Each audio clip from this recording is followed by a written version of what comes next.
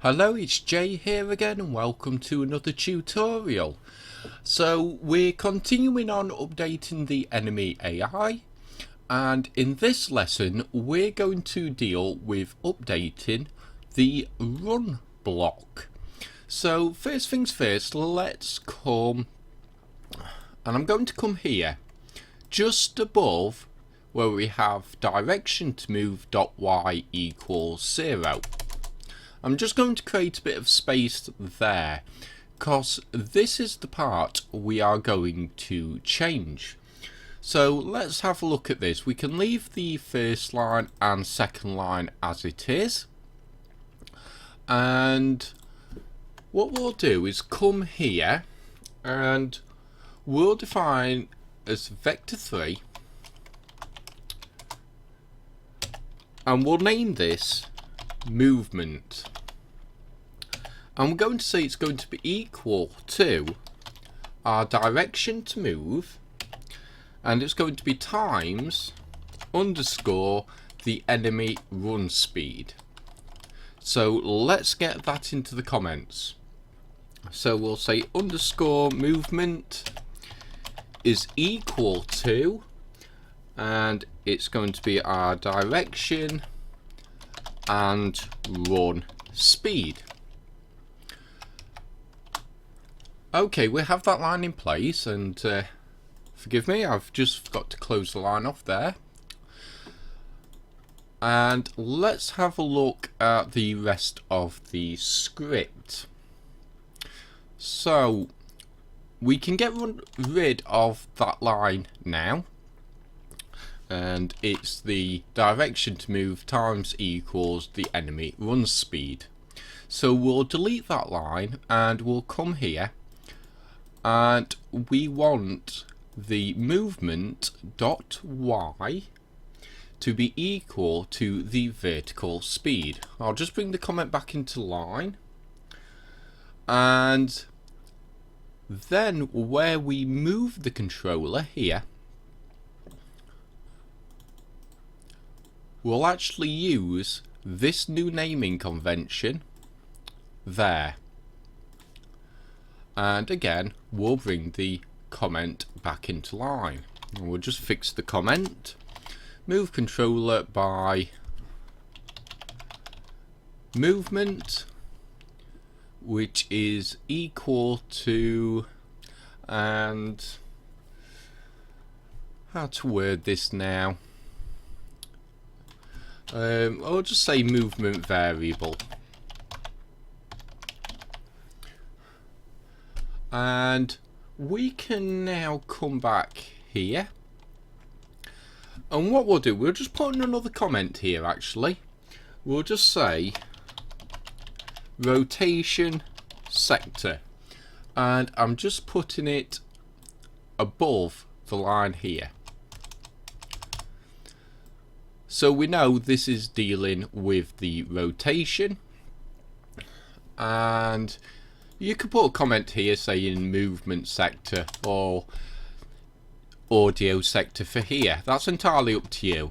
I'll leave that for you guys to decide. So we define a vector3 variable as direction to move is equal to the player position and our position. Our position being the enemy position, and we normalize that direction or that variable to keep the speed constant when we actually move. The speed, because the maths would adjust within this equation, would change if we didn't normalize. Then we give a naming convention to a vector3. We'll say this time it's equal to this vector3, or this variable, which is the sum of this equation plus our run speed, and then that is what we move by.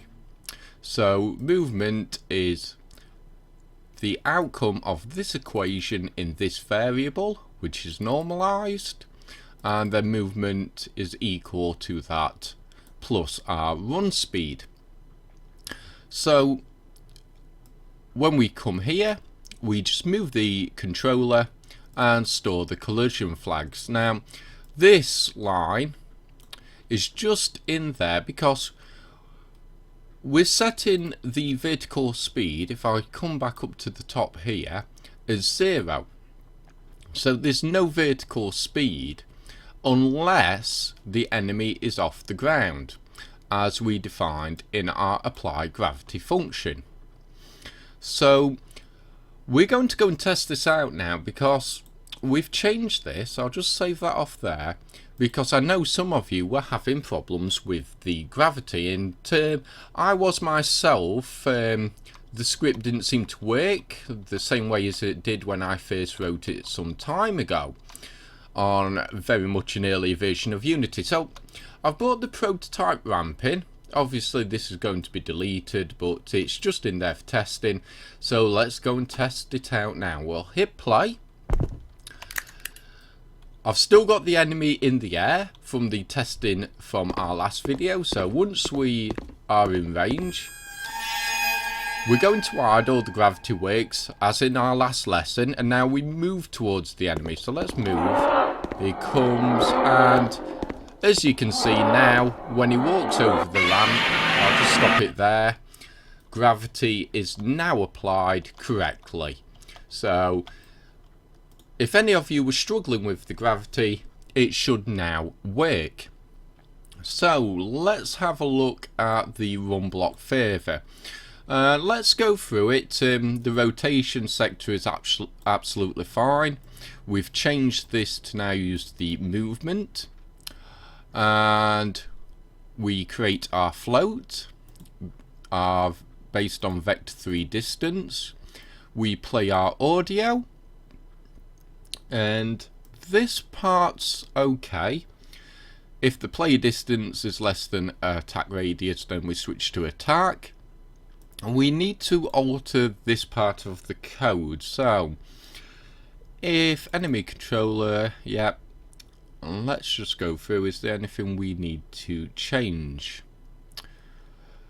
No, we can just leave that at path blocked, but of course if I come in between those two lines there, we now need to call our idle animation function. So idle animation, open, close the line off, straight into the comments,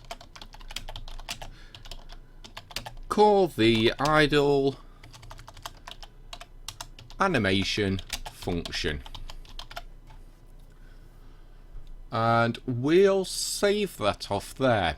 So if the enemy's path becomes blocked, obviously it can't move, so that's the animation we want. And as you know, we're calling this function here where we crossfade in the idle animation.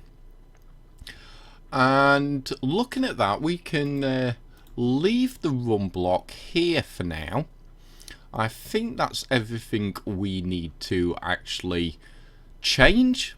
For those of you, as I said, that were having problems with the gravity, that issue should now be fixed. And I think we'll leave it here for this lesson because it's getting quite long. And in the next video, we shall work on filling out the path blocked function.